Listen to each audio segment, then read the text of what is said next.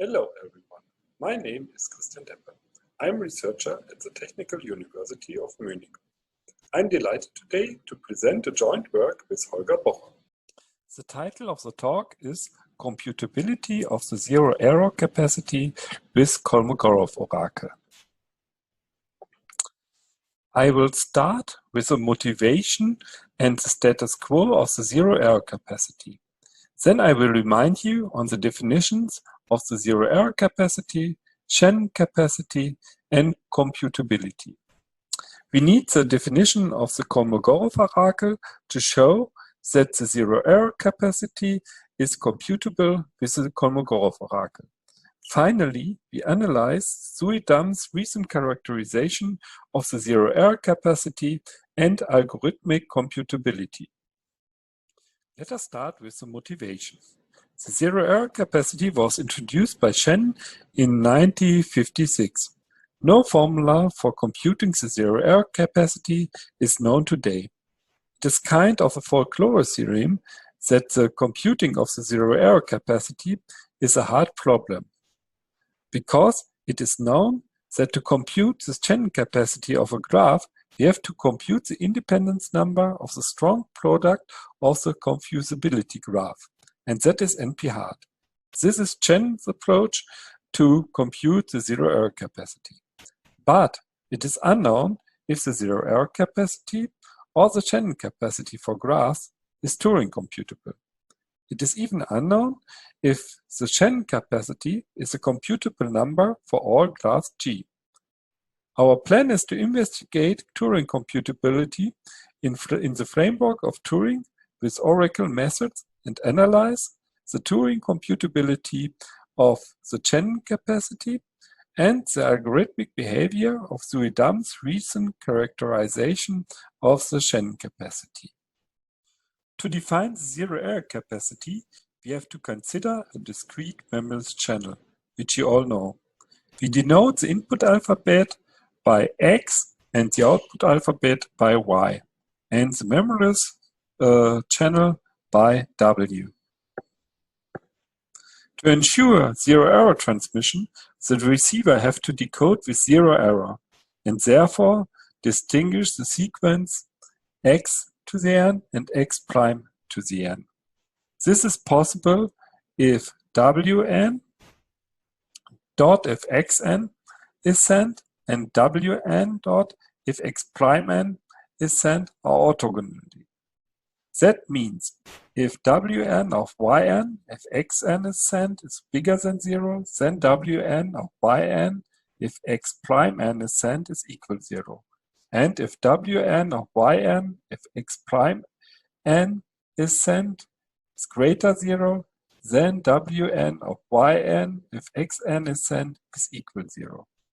We denote by M of W and N the maximum cardinality of a set of mutually orthogonal vectors among the Wn dot if Xn is sent if Xn is a sequence of the sender. The zero error capacity of W is then defined as the limit over all rates. To compute the zero error capacity, Shannon introduced a simple graph GW. In this graph, two letters or vertices X and X prime are connected if one could be confused with the other in the channel W. Therefore, the size of the maximum independent set, alpha of GW, is the maximum number of one-letter messages which can be sent without danger of confusion. We can extend this method to words by looking at the independence number of the n strong product of the graph GW.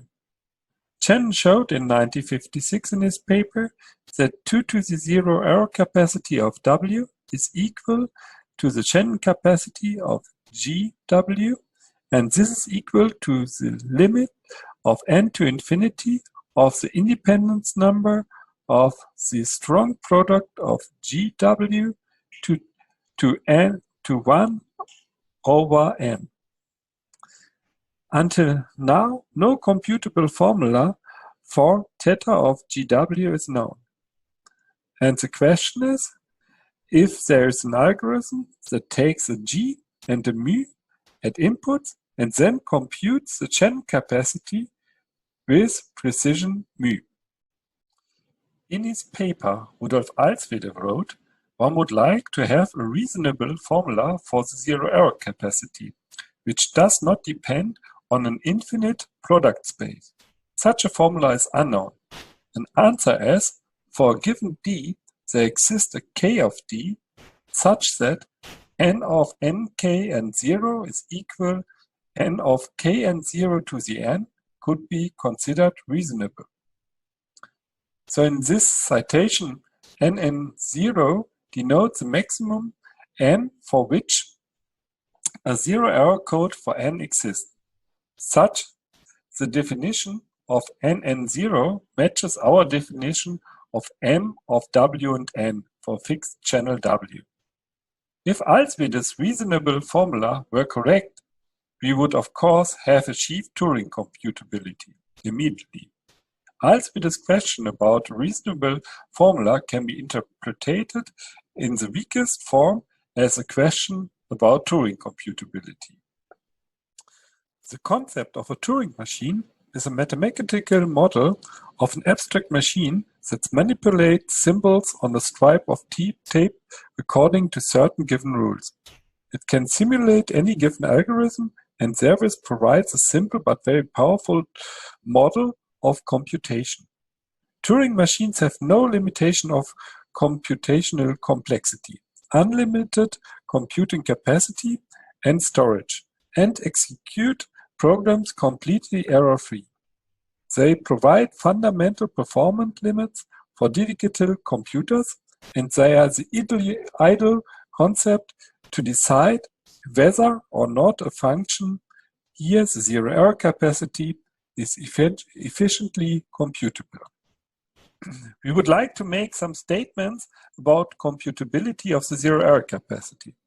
This capacity is generally a real number. Therefore, we first define when a real number is computable.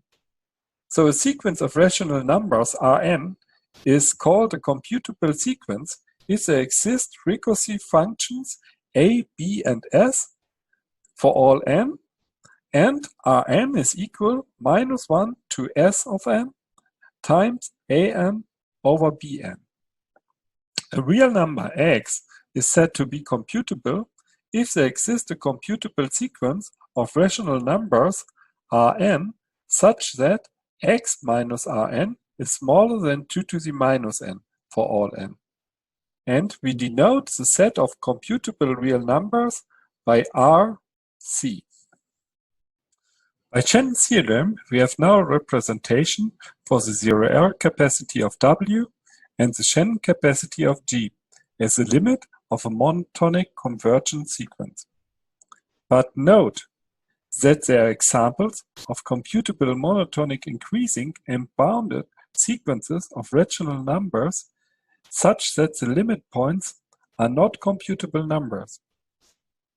Further, we do not have an effective estimate of the rate of convergence.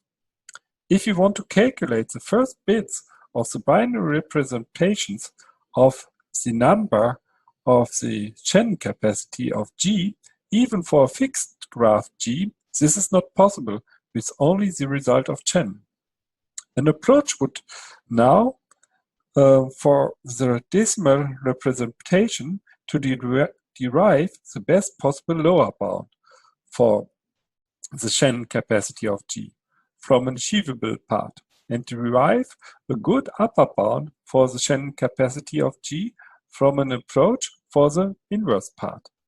Now, if the two bounds match for the first L decimal places, then we have determined the Shannon capacity of G for the first L decimal places. Now let lambda a computable rational number bigger equal 0. Then we consider the set G of lambda. These are all G's such that the Shannon capacity is bigger than lambda. We showed that this set is semi-decidable. That means there's a Turing machine, Tm1, with a state stop, such that Tm1 of G stops if and only if G is in G. Therefore, Tm1 has only one stop state. If Tm1 does not stop, it computes forever. As I told you before, we were able to show that the Shannon capacity is computable with a Turing machine and the help of a Kolmogorov oracle. What is a Kolmogorov oracle? It's defined as follows. Let I be an enumeration of simple graphs. That means it's a map of the natural numbers and the graphs, and U and 0 an optimal recursive listing of the set of natural numbers, in the sense of Shaw. The Kolmogorov oracle is a function of the natural numbers to the power set of the set of graphs that produces a list OKG of n. This is a set of all graphs such that the Kolmogorov complexity of this graph is smaller equal n. That means we look at our enumeration of G and then calculate the Kolmogorov complexity. That means this is the same as the listing OKN0 of the natural numbers K. But now, how we can use this Kolmogorov oracle? We say that a Turing machine can use the oracle OKG if for every n on input n, the Turing machine gets a list OKG of n. And with Tm of OKG, we denote a Turing machine that has access to such an oracle. Now, we have the following theorem. Let lambda be a computable positive rational number. Then the set G of lambda is decidable with a Turing machine Tm of OKG. That means there exists a Turing machine such that the set G of lambda is computable with this Turing machine with oracle. Immediately, we get the following corollary. If lambda is again a positive rational number, then the set G such that the Shannon capacity is smaller equal lambda is semi-decidable for Turing machines with oracle OKN0 or OKG, which is the same. Noga alone has asked in 2006 if this set is semi-decidable. So we can give a positive answer to this question, but only if we can include the oracle. And we do not know if the zero error capacity is computable with this oracle. As I told you before, effective conversion is important to approximate the Shannon capacity. In our next theorem, we show that the Shannon capacity as a function is Turing computable, if and only if there is a computable sequence Fn of computable functions from G to the computable rational numbers so that the following conditions apply. First, for all n natural numbers holds that Fn of G is greater or equal than the Shannon capacity of G for all G. Second, the limit n to infinity Fn of G is equal to the Shannon capacity of G for all G. In order to prove the computability of the zero error capacity or the Shannon capacity, we need computable converses in the sense of the previous theorem. One approach is, of course, Zuidam's, the characterization of Zuidam. He uses the functions from the asymptotic spectrum of graphs, and we examine this approach with regard to computability. The result of Zuidam is a new dual characterization of the Shannon capacity of graphs. This characterization is obtained by applying Strassen's theory of asymptotic spectra. We denote by lesser equal, asymptotic lesser equal, the asymptotic preorder on graphs induced by the Strassen preorder, and by x of g, the asymptotic spectrum. Zuidam showed in 2019 the following. Let G be a collection of graph which is closed under disjoint union and strong graph product and which contains a graph with a single vertex. Then we have G is asymptotic lesser equal H if and only if, for all phi in the asymptotic spectrum, phi of G is lesser equal phi of H. Second, the Shannon capacity of G is equal to the minimum over all phi in the asymptotic spectrum, phi of G. If all phi in the asymptotic spectrum have the property that they can be computed as function phi from G to the rational numbers computable, and if we find a recursive subset such that the minimization over the subset gives the Shannon capacity, then we could immediately prove that for G always the Shannon capacity is a computable rational number, which is still open up to now. The proof of the Uydam's theorem is not constructed because he uses Thorn's lemma.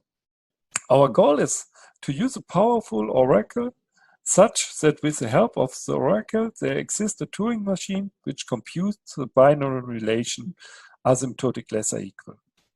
Let now phi of k the list of partial recursive functions. So phi of k is called total if the domain of phi of k equals the natural numbers. And tot is the set of all k in the natural numbers such that phi of k is a total function. Then the oracle tot is defined as the following oracle. In the calculation step I, the Turing machine asks the oracle if k is in the oracle tot is satisfied. The Turing machine receives in one calculation step the answer yes or no. The Turing machine uses this answer for the next computation. New carries can always be made to the oracle. With the help of this oracle, we got the following theorem. Asymptotic lesser equal is as a binary operation decidable by a Turing machine TM, which uses the oracle OTOT. Let's come to the conclusions. It is unknown if the zero error capacity is computable in general. Even the weakest requirement that the Shannon capacity is a computable rational number for all G is unknown to be true. We show that in general the zero error capacity is semi-computable with the help of a Kolmogorev Oracle. Furthermore, we show that the zero error capacity and the Shannon capacity are computable functions if and only if there's a computable sequence of computable functions of upper bounds. That means the converse exists in the sense of information theory, which pointwise converged to the zero error capacity or to the Shannon capacity. Finally, we examine Uydam's characterization of zero error capacity and Shannon capacity in terms of algorithmic computability. The full paper is available on arXiv under the following number. Goodbye, and thank you for watching my presentation of the remote reading of the ISIT 2020.